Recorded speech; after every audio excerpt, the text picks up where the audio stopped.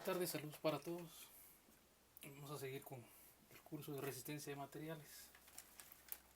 Entonces, en temas anteriores hemos estado hablando de el comportamiento de elementos sometidos a diferentes esfuerzos. Y entonces hemos determinado qué sucede con un elemento cuando se carga axialmente. Hemos definido que existe muchas veces aplastamiento, estiramiento, ¿sí? Compresión, tensión, flexión. Y también hemos definido el tema de cortante directo. La característica de ese tipo de esfuerzos que hemos estado analizando es de que si nosotros aplicamos una carga axial, vamos a tener una deformación axial regularmente, ¿sí? Que dijimos, teníamos directamente, si nosotros tenemos la condición de que tenemos este lapicero y queremos saber qué pasa axialmente, si lo cargamos axialmente, si nosotros lo cargamos de esta forma, va a tratar de haber un aplastamiento, y si lo jalamos, si le aplicamos algunas fuerzas contrarias, vamos a tener un estiramiento, ¿sí? Entonces, ¿qué característica tiene? Que nosotros estamos aplicándole la carga básicamente paralela al eje axial, y entonces también la deformación va a tener ese comportamiento. Si nosotros aplicamos la carga axialmente, la deformación va a estar en el sentido axial también, o sea, va a haber aplastamiento o va a haber estiramiento. Y entonces todo estaba girando en torno a que si era axial la carga, era axial la deformación. Pero ahora veamos qué pasa con la torsión. Cuando hablamos de torsión, no podemos ahora definir que va a suceder exactamente lo mismo. Nosotros tratamos de definir básicamente qué es lo que le sucede al elemento que estemos analizando, qué tipo de esfuerzos, qué tipo de cortes, qué tipo de deformaciones. Pero ahora, a partir de analizar el eje axial versus, ¿sí? Nosotros analizamos el eje axial versus un tipo de fuerzas diferentes. Ahora nuestras fuerzas no van a ser axiales, ahora nuestras fuerzas van a ser fuerzas de giro, podríamos decir, van a ser torques. Entonces tenemos un ejemplo bien básico donde podríamos definir cómo actúan las torsiones. Es el hecho de que si tenemos definido el motor de un vehículo, ¿sí? Tenemos el motor del vehículo y tenemos la caja de transmisión, la caja de velocidades. Y entonces, ¿qué hace que el vehículo se mueva? Cuando se acciona la caja de velocidades, básicamente en la caja de cambios va a existir una rotación, ¿sí? Y entonces esa rotación va a ser transmitida a las llantas del vehículo por medio de una transmisión. Por eso se transmite la fuerza de un lado hacia el otro lado a partir de una transmisión. Y entonces, ¿cuál debería ser nuestro concepto? Veamos, cuando la caja de velocidades trate de hacer un giro para este sentido, podríamos decir, si quisiéramos expresarlo acá, esto va a tratar de girar también para acá, ¿sí? Este está anclado a este, si este gira para acá, este va a girar para acá. Pero veamos, las llantas del vehículo regularmente, digamos que el vehículo está en reposo, ¿qué va a pasar? ¿Sí? Si nos vemos a las leyes de Newton, un objeto que está en reposo va a tratar de mantenerse siempre en reposo, y entonces cuando este trate de hacer girar internamente este mecanismo para que las llantas giren para acá, va a tratar de oponerse, ¿sí? Entonces esa oposición va a tratar de hacer algo básicamente sobre este sentido. Y entonces lo que va a estar pasando es que de este lado va a estar tratando de girar para un lado y de este lado va a estar tratando de girar en otro sentido. Entonces, dicho de otra forma, estamos teniendo un par de torsión, ¿sí?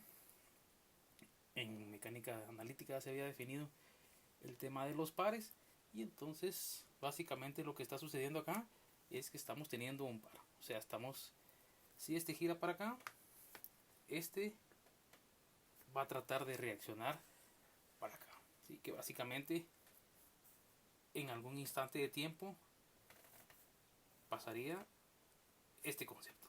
¿sí? Si nosotros aplicamos un momento en este punto y tenemos un empotramiento, ¿sí?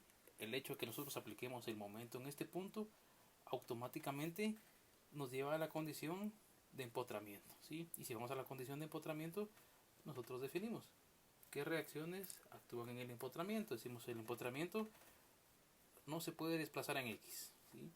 No se puede desplazar en Y y tampoco puede girar, ¿sí? Y entonces básicamente si no puede girar va a reaccionar también él con un momento, y entonces nosotros tratamos de hacerlo un momento para acá y él nos va a tratar de reaccionar con un momento contrario al momento que nosotros estamos aplicando, y entonces va a tratar de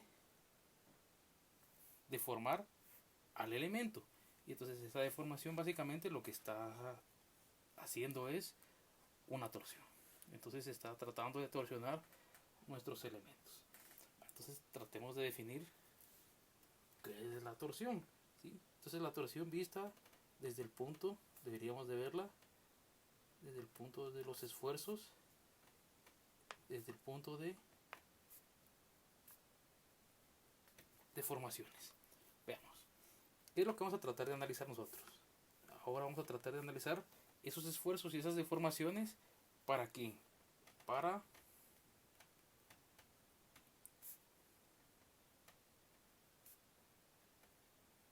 una condición elástica, ¿sí? Entonces, ¿qué tratamos de decir? Que nosotros deberíamos de garantizar de que si va a haber algún tipo de deformación a la hora de que se produzca la torsión, cuando tengamos nuestros esfuerzos, nosotros deberíamos de garantizar de que el elemento no va a fallar, o sea, que debería de regresar otra vez en el momento que se deje de aplicar la carga, debería regresar a su estado natural. Por eso decimos que estamos trabajando para la condición elástica, ¿sí? Nosotros deberíamos de garantizar eso. ¿Por qué deberíamos hacer eso? Porque no tendría mucho chiste que después de algún poco tiempo de uso, ¿sí? Nosotros aplicamos el primer arrancón del carro, podríamos decir, hacemos nuestro primer viaje y esto se deformó. Y eso quería decir entonces que para el segundo viaje deberíamos de comprar otra transmisión, no tendría mucho sentido eso. Entonces nosotros debemos garantizar que aunque el elemento esté en algún momento teniendo algún tipo de torsión, a la hora de dejar de actuar la carga, debería regresar a su estado original. Y entonces dice que eso se logra definiendo que la distribución de los esfuerzos cortantes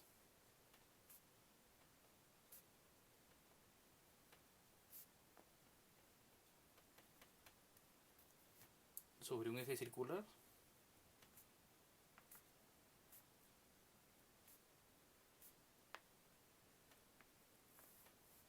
va a tratar de actuar de tal forma que la deformación acortante también debería tener una variación lineal, ¿sí? ¿Lineal con quién?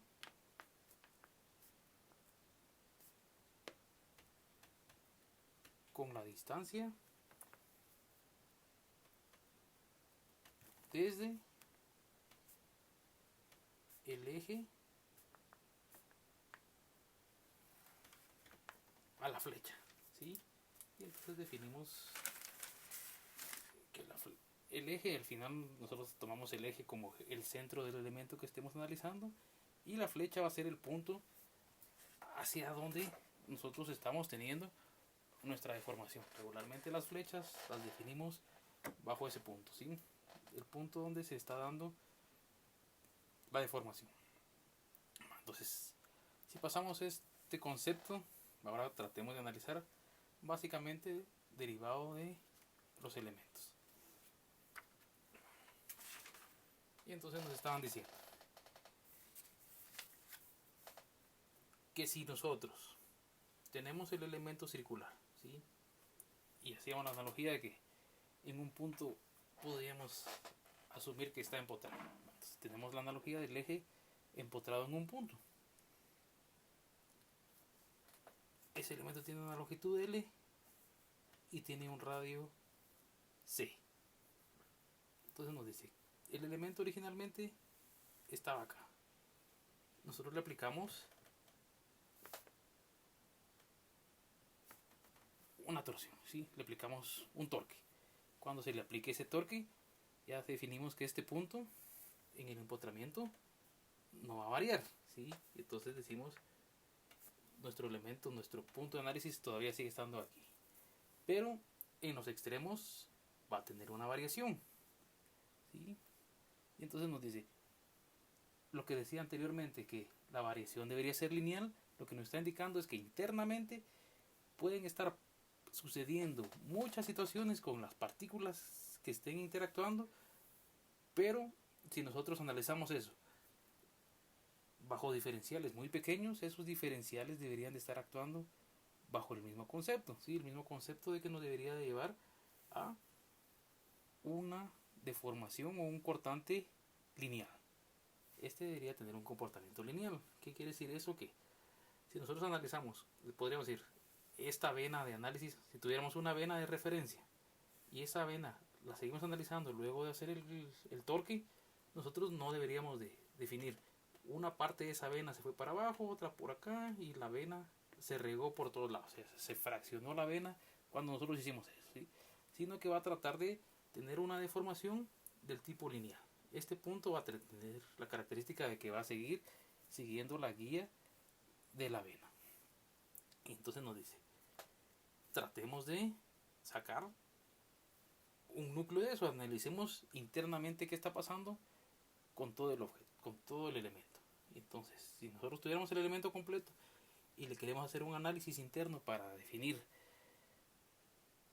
una parte muy pequeña, ¿sí? Hacer una diferenciación y luego poder hacer una sumatoria de esas micropartes que nos podrían llevar a definir qué está pasando, por qué razón deberíamos analizar cada uno de los elementos. Veamos.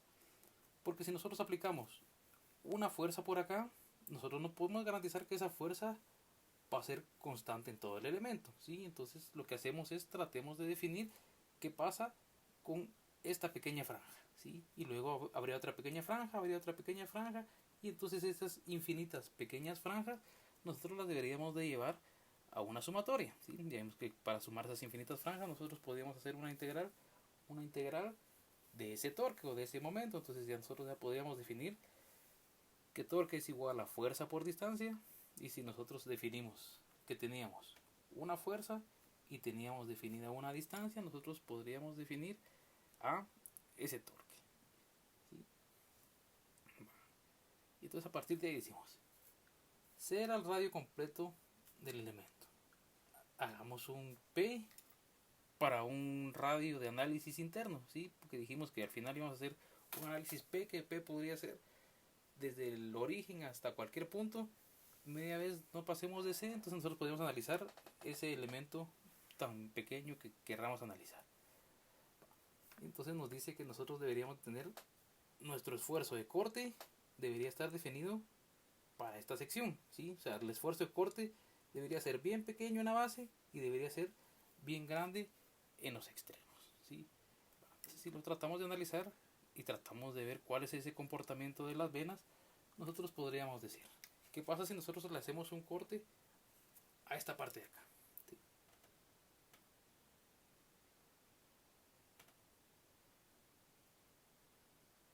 Hagámosle un corte acá y veamos básicamente qué es lo que está sucediendo internamente en el elemento, ¿sí? Y entonces nosotros decimos, saquemos esto y hagámosle un corte. Y entonces cuando le hacemos el corte, lo primero que deberíamos definir nosotros es que en ese corte vamos a tener una unión del eje a las flechas a las que se hablaban, ¿sí? Entonces tenemos la unión del eje hacia una vena, digamos, del eje hacia otra vena y del eje hacia otra vena, y aquí debería haber una unión del eje hacia infinitas venas. Y entonces esa vena debería correr por todo el elemento hasta el otro punto. Entonces decimos, ¿qué pasa cuando le aplicamos esta torsión? Entonces la torsión, el torque que nosotros le estamos aplicando acá, básicamente lo que estaría haciendo es agarrando a las infinitas venas que están acá y tratando de hacer girar a nuestro elemento. Entonces cuando el torque agarre a cada una de estas venas, lo que va a hacer es, la vena era completamente recta y lo va a hacer girar de tal forma de que nuestra vena se desplazó, ¿sí? Esta era la vena original y si nosotros la giramos, nuestra vena se desplaza. Pero ¿qué tipo de desplazamiento tiene? Dijimos al principio que nosotros deberíamos esto se garantiza de que no una parte de la vena se fue para acá, otra parte de la marca para acá y se regó por todos lados, sino que si nos damos cuenta acá, el comportamiento de la vena es lineal, trata de tener una linealidad hacia el punto máximo de deformación, ¿sí? Y luego debería regresar a su estado natural. ¿Dónde más aplicamos eso? Regularmente tenemos muchas aplicaciones y muchas de las aplicaciones nos llevan al hecho de que si nosotros tenemos un destornillador, ¿sí? ¿Qué pasa cuando nosotros aplicamos una fuerza? ¿Sí? El hecho de que apliquemos la fuerza, si nos recordamos de la regla de la mano derecha, va a tratar de hacer que el tornillo entre. Entonces cuando nosotros tratamos de aplicarle una carga y esto está empotrado en algún extremo, esto va a tratar de deformar las venas, ¿sí? Entonces trata de haber un desplazamiento en las venas, pero tiene la característica de que hace un retorno a su estado original. Entonces ahora tratemos de definir cómo vamos a hacer para poder trabajar con esos elementos. Lo primero que decíamos era de que para el torque nosotros íbamos a hacer una sumatoria, ¿sí? Y la sumatoria dijimos que le vamos a definir como un diferencial de fuerza aplicado a esta distancia, ¿sí? Nosotros tenemos diferenciales de fuerza aplicado a esta distancia y eso nos deberían de definir el torque para cada uno de los infinitos puntos que íbamos teniendo por esta parte, ¿sí? Entonces deberíamos decir, aquí tenemos diferenciales de fuerza aplicados a P, aquí tenemos diferenciales de fuerza aplicados a P y tenemos infinitos diferenciales de fuerza aplicados a P, y eso nos debería de llevar a un torque. Nos dice también que un diferencial de fuerza va a ser igual a un esfuerzo de corte por un diferencial de área. Entonces eso nos lleva a reescribir esto y el torque es igual a P, que era la distancia que hay desde el origen hasta el punto de análisis que estemos realizando, por el diferencial de fuerza, y el diferencial de fuerza era igual al esfuerzo de corte por un diferencial de área, ¿sí? Entonces, ¿para qué nos sirve analizar eso? ¿Qué pasa si nosotros tratamos de sacarle un gajito, podríamos decir, a todo el elemento? Básicamente nosotros podríamos tratar de definir algo por acá.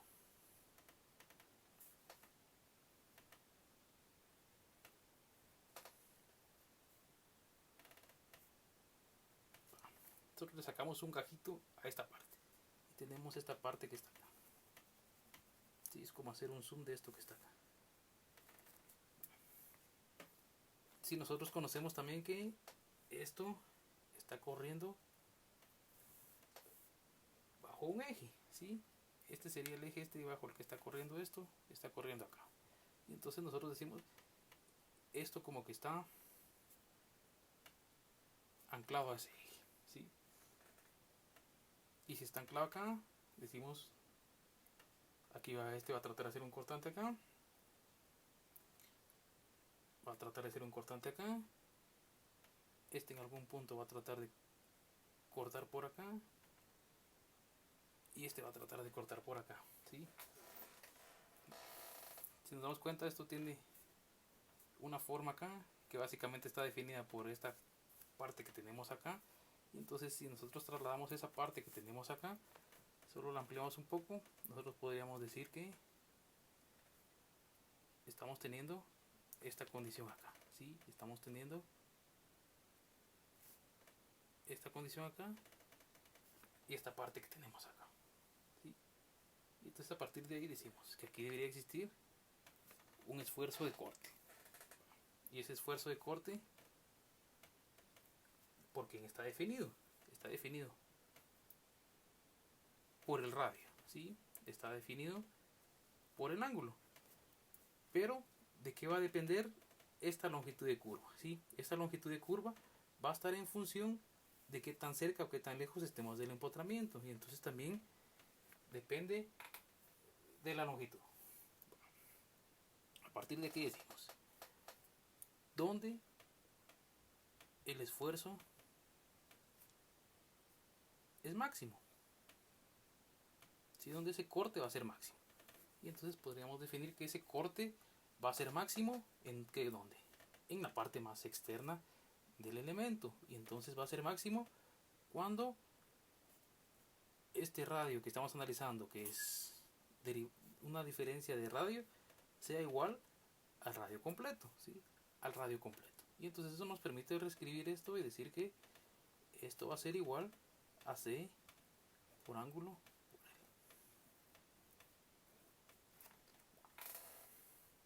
Y tenemos esto es máximo. Este es el esfuerzo máximo y este es el esfuerzo en cualquier punto. Si quisiéramos trabajar esto fuera ángulo, decimos esfuerzo de corte es igual a ρ por ángulo por L y el esfuerzo máximo de corte es igual a C, que era el radio completo, por el mismo ángulo, y la misma L. Si dejáramos todo en función del ángulo, ¿sí? Nosotros podríamos definir entonces que el ρ máximo por L dividido C va a ser igual a L por ρ dividido P. ¿Sí? L se va con L y de tal forma que nosotros podemos definir que el esfuerzo de corte en cualquier parte del elemento, ¿sí? Internamente en cualquier parte del elemento va a ser igual al esfuerzo máximo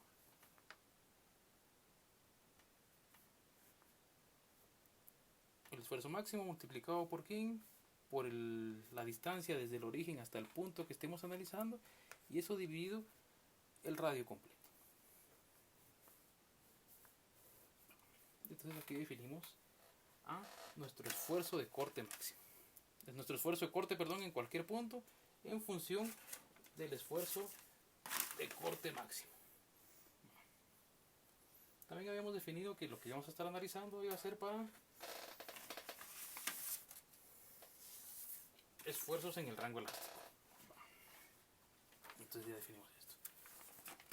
Veamos esto como esfuerzos en el rango elástico.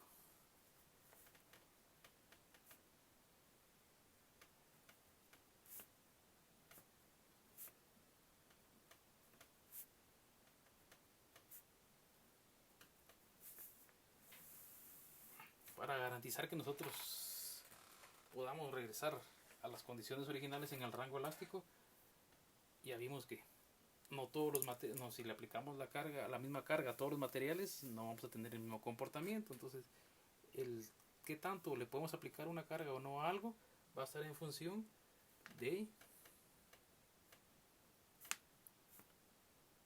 su módulo de rigidez, ¿sí? Que regularmente lo representan con G. Y entonces nos decía que el esfuerzo de corte va a ser igual al módulo de la rigidez por el cortante, el esfuerzo cortante lineal. Si nosotros habíamos definido anteriormente que esto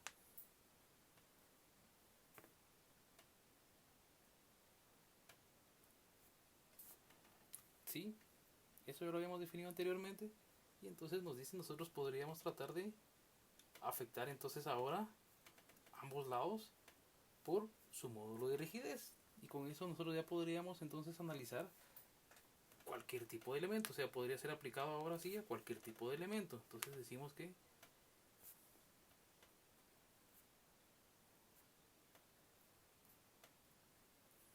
podríamos tener esa condicionante, ¿sí? Y entonces esa condicionante nos lleva a decir G por R que tenemos acá es igual al cortante, ¿sí? Y entonces el esfuerzo cortante, ¿a quién va a ser igual? A una proporcionalidad entre radios, ¿sí? Y eso por un cortante máximo.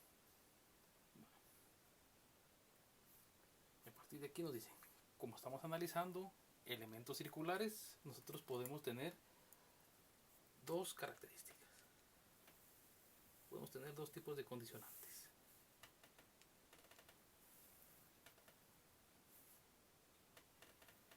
¿Sí? Podemos tener dos condicionantes. La primera condicionante podría ser que tuviéramos un elemento completamente sólido, ¿sí? Completamente lleno.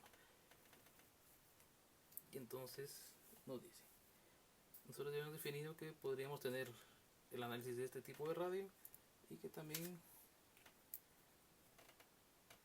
podríamos tener esto acá. Y cuando hacíamos la aplicación del torque, nosotros aplicábamos esto para acá y esto nos llevaba a definir un torque máximo. Y entonces hicimos un cortante máximo, perdón. Y entonces, ¿dónde se aplica ese cortante máximo? Básicamente ese cortante máximo debería ser en el valor de C. Y entonces decimos que aquí se está dando ese cortante máximo. Y de aquí van a haber infinitos cortantes. Hasta que tengamos un cortante mínimo. Y el cortante mínimo, ¿dónde va a estar definido? Va a estar definido en 0. Ahora tenemos este otro caso.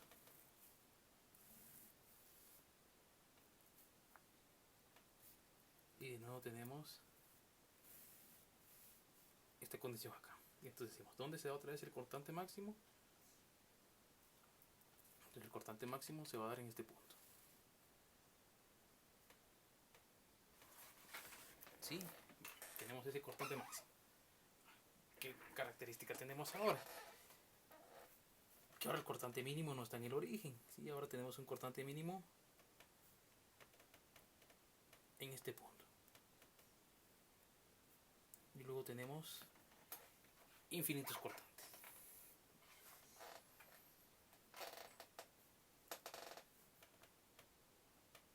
Ahora tenemos un cortante mínimo. Y entonces ahora nos dicen que para esta condicionante nuestro esfuerzo cortante mínimo debería estar en función de los dos radios, ¿sí? Y eso definido como el cortante máximo.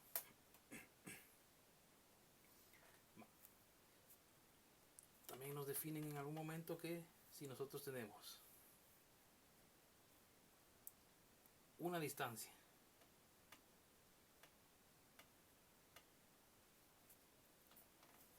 que está afectada por un esfuerzo cortante, ¿sí? Un esfuerzo cortante por un área, es como que estuviéramos nosotros teniendo el concepto de que internamente estamos teniendo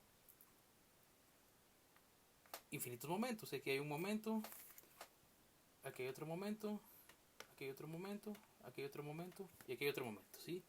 Esfuerzo por área, por distancia. O sea, tenemos una fuerza aplicada en una pequeña porción de área y eso lo estamos multiplicando por un radio, ¿sí? Fuerza por radio como sumatoria nos debería de llevar entonces a definir un torque, ¿sí? Entonces esa aplicación de infinitos esfuerzos a un área nos deberían de llevar a un torque. Y entonces eso nos permite definir también que torque es igual al esfuerzo cortante máximo dividido C. Ese es el esfuerzo cortante máximo dividido C. Y ahora nos dicen que cuál es la condicionante para que esto funcione si nosotros habíamos definido que teníamos diferenciales de área. Entonces nos dice que nosotros deberíamos de considerar para este punto salirnos de la condicionante de radio y pasarnos a J, ¿sí? Donde J es nuestra inercia polar.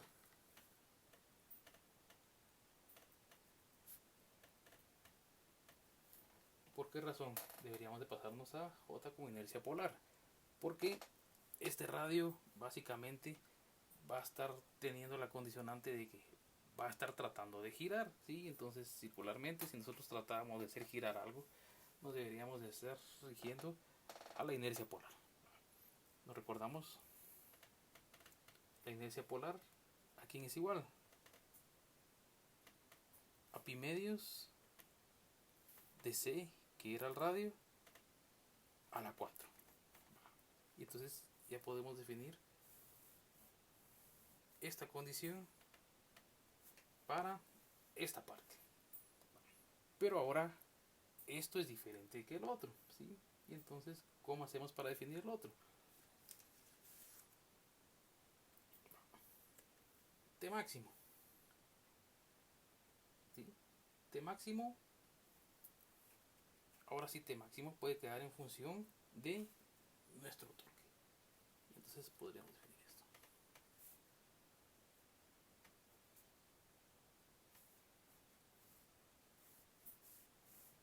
Cualquiera de estas condicionantes deberían de ser. Y si quisiéramos entonces un cortante máximo, ese cortante máximo debería ser igual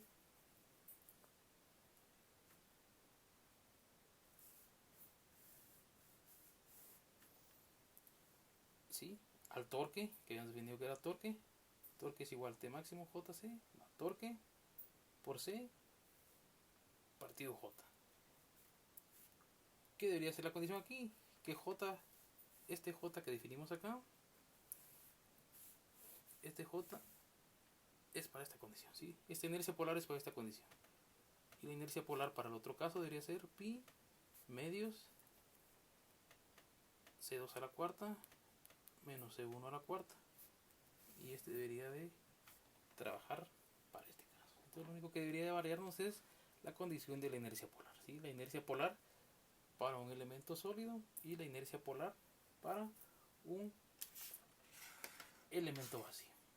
Entonces con eso nosotros podríamos tener las condicionantes para poder definir esfuerzos cortantes máximos, ¿sí? Esfuerzos cortantes en cualquier punto. Deberíamos de poder definir torques, ¿sí? Torques máximos, torques mínimos. Podríamos llevar la condición de esfuerzos y entonces eso ya nos permitiría definir cuál es la condicionante de esfuerzo que habíamos definido anteriormente, ¿sí? La condicionante de esfuerzo para esta parte que habíamos analizado acá. ¿Cuál es el esfuerzo de la microregión analizada en este punto? ¿Cómo van a estar trabajando estos cortantes? ¿Sí? ¿Cómo trabajan esos cortantes?